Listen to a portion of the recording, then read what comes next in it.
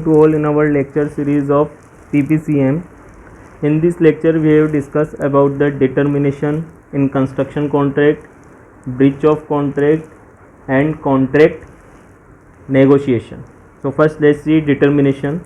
The term determination in relation to construction contracts typically relates ending the contractor's employment under the contract.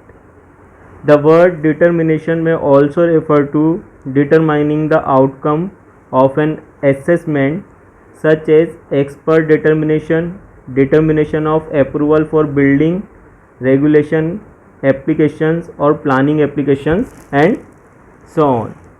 So these are the determination in construction contract.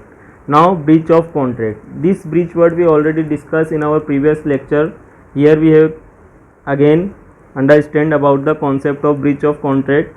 So breach of contract is the violation of any of the agreed terms and condition of binding contract. The breach could be anything from a late payment or a more serious violation, such as to failure to deliver a promised assets. So here we have seen some sentence regarding that. If one of the parties to a contract fails to perform as required, this may constitute a breach of contract. A breach may entitle the innocent party to make a claim for damages for the loss it has suffered. Okay. Now, if the breach of contract is serious, then the innocent party may also consider that it is discharged from any further obligation under the contract.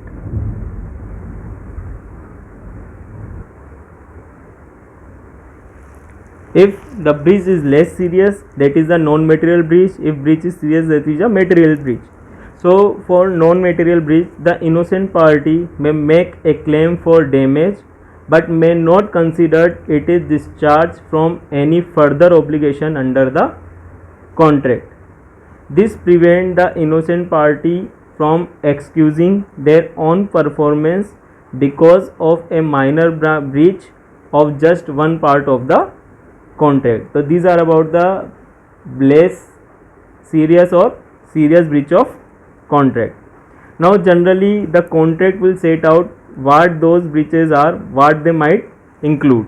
So refusal to carry out work, abandoning the site, removing plant from the site, failure to make payments, employing others to carry out the work, failure to allow access the site, failure to proceed regularly and diligently, and failure to remove or rectify defective works. So these are the some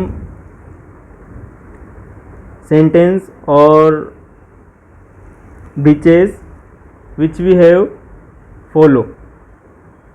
Means in that condition we have breach out the contract. Now contract negotiation. Contract negotiation is the process of discussion between the parties to a contract to finalize the terms of the contract.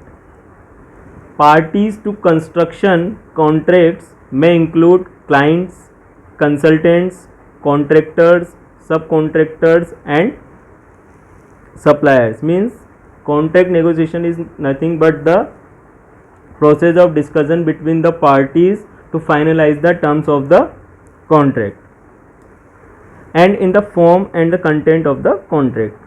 Contract negotiation usually involves some degree of compromise on both sides to achieve a final contract that is accepted to all parties. Now some of the elements of a contract that may require negotiation include the contract sum, the start and finish date, flexibility to modify building programs, ability to claim extension of time or damages, the time frame for payments, insurance requirements, warranties and bonds, scope of work and duties, valuation of payments and variations, testing and inspections, the use of subcontractors or subconsultants, and novation of consultants or consultant switch. So these are some elements of contract which is required in negotiation include. Now there are some methods for effective contract negotiation: understanding the required elements of a valid contract, understanding the objectives that need to be accomplished, analyzing all the negotiable terms to be included in the contract, creating a checklist of items to address during negotiation, setting a time frame within which to reach an agreement, identifying what a mutually satisfactory contract could be, preparing a counter offer to a draft contract, and knowing the cut point at which it is best to walk away from negotiation. So these are the some methods for the contract negotiations. Now there are many attributes that are contribute to be important for a skillful negotiator. The possess means you have to hire a skillful negotiator. So these may include having a good memory, being a persuasive and quick minded, able to level and gain the trust of the party, good at handling stress, efficient at preparing information, the ability to listen effectively, and willingness to concede or be flexible if necessary. So these are some attributes. So this is regarding the determination, breach and negotiation. Now we meet with another topic in our next lecture. Thank you.